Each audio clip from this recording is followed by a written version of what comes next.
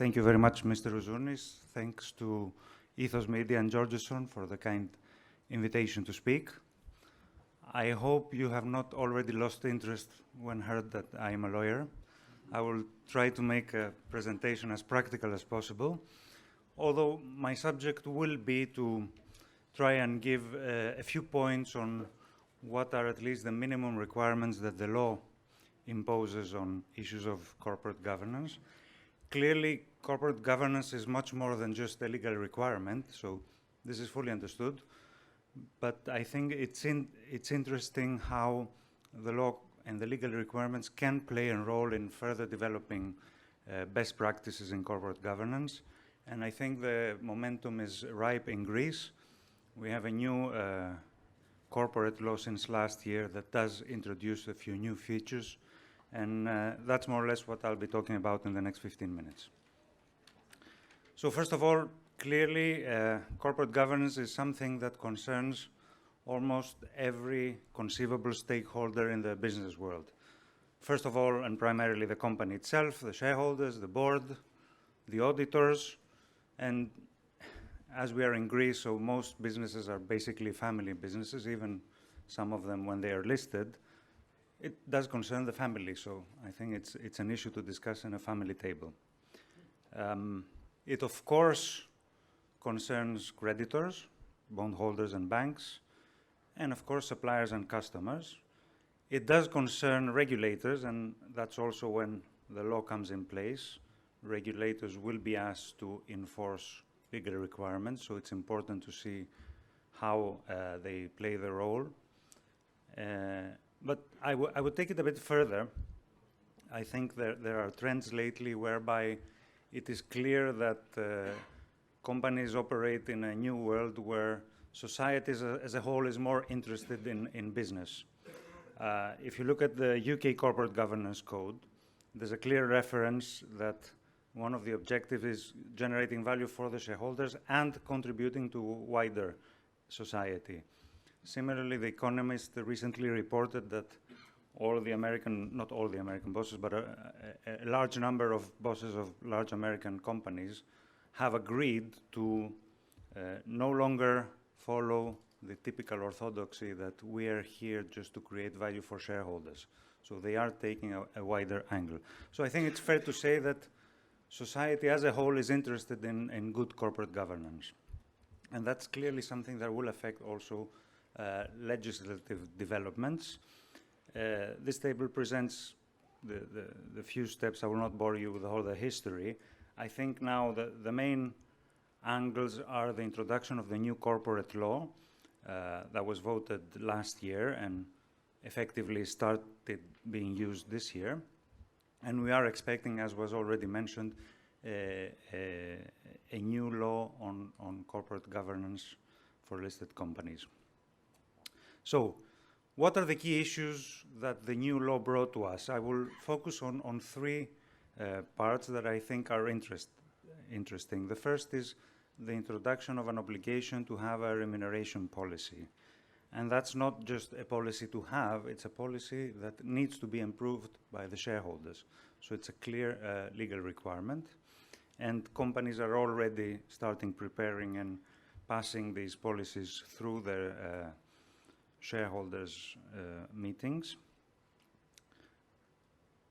An interesting question, and I'm going a bit into the legalistic, but it might be interesting, is who does this policy concern? Does it just concern the board, or does it also concern some key executives?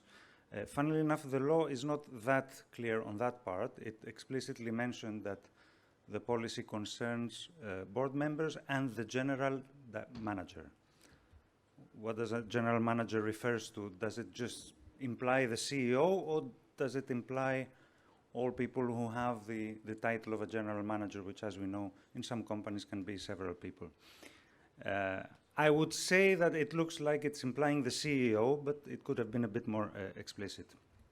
So the remuneration policy is a more general type of framework. It's supposed to be, it's not going to describe exactly how much people are being paid, but it will set out the principles.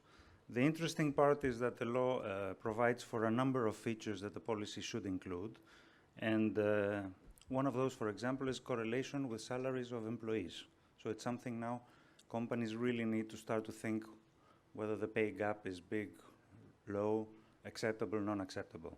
The law itself will not impose any limits, and I think that's a good idea. But it will make a lot of companies start think about more about their policies. I have to admit that so far the practice is, let's prepare what's required by law and stop there. But the fact alone that you need to pass this through a shareholders meeting, and these things have not happened yet, so in the first shareholders meeting there will be discussions, and it's also up to the shareholders to voice their ideas and their concerns, and I think this is a starting point to look at these issues much more seriously than before. With the remuneration policy comes the remuneration report. So that's going to come next year. And the interesting part with the report is that for the first time it will need to be explicit as to what people actually earn. And you have differentiation between base salary and variable salary, stock options, and so on. And it will include whatever payments the beneficiaries receive also from group subsidiaries. I think that's an interesting point, and I've heard people actually complain about that, because on the other hand we have privacy concerns, and that's also a very topical subject, by the way. So how do you manage the two? On the one hand, we need to have transparency. On the other hand, people are still not accustomed here in Greece to the idea that their full pay is going to be in a number, in a report that's published there for 10 years, I think is the requirement to have it on your site. So that's also an interesting thing, and clearly the report will need to tie with the policy. So the policy sets out the principles, and the report will come back and report the numbers, but also, did we enforce the policy? In case we didn't, are the deviations acceptable? Are they in line with the policy? Because the policy itself will need to describe on what basis you have deviations. These are things that are still a bit new for Greek-listed companies, but clearly that's where the law is putting the first step in introducing better practices and more transparency. The third part, and it was mentioned earlier, I think, by Mr. Kyriazis, is transactions with related parties. That's a very interesting point. And the new law introduced, that was always a concern, and there was always rules about how a company deals with conflicts of interest and transactions with related parties. The interesting part is that in one sense you have a simpler process, so these need to be approved by the board, not necessarily the shareholders.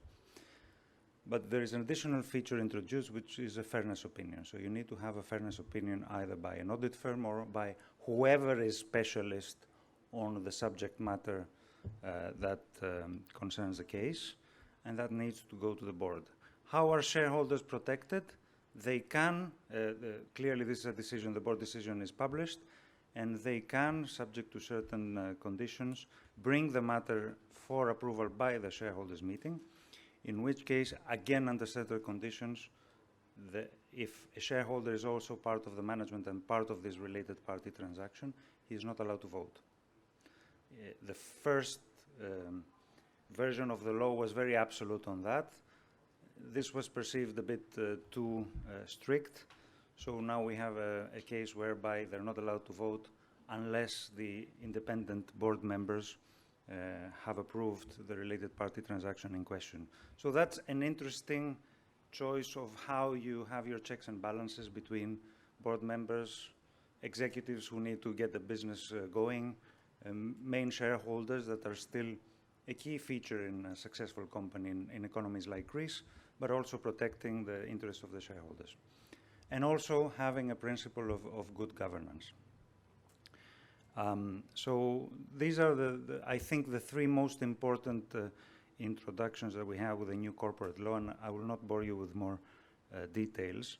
There are a number of new features that I can simply touch upon. You see there the staggered board provisions, the provisions that allow union of shareholders. I think that's There was also reference earlier today, and that's an interesting concept that may help promote better corporate governance, the role of the board committees, some other rules apart from related party transactions on conflicts of interest, etc.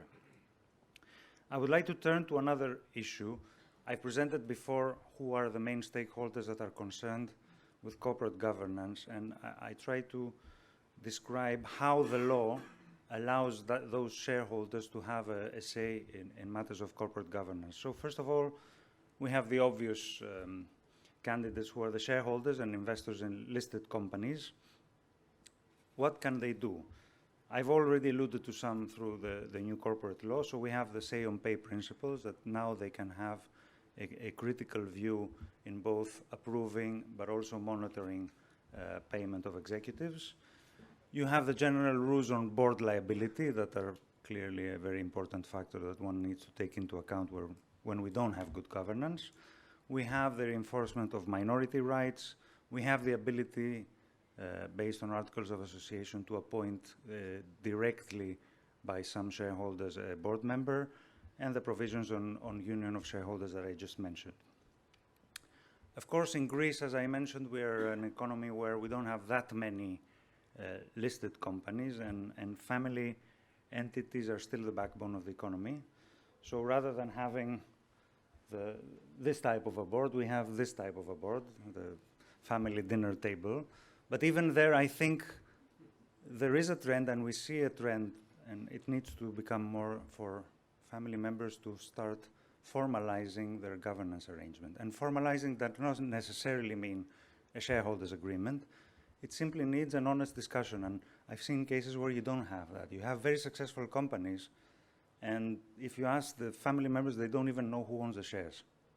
And that can lead to trouble when small misunderstandings sometimes bring to court decision, as I mentioned. So this is a statement. I mean, corporate governance in these types of companies in Greece often goes through the courts.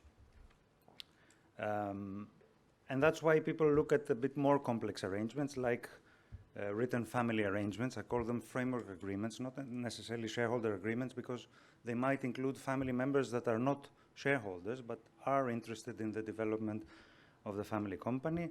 And then concepts that more come from abroad, like trusts and foundations. And I can tell you this is becoming increasingly interesting to Greek family business owners, in the wider sense, family business owners.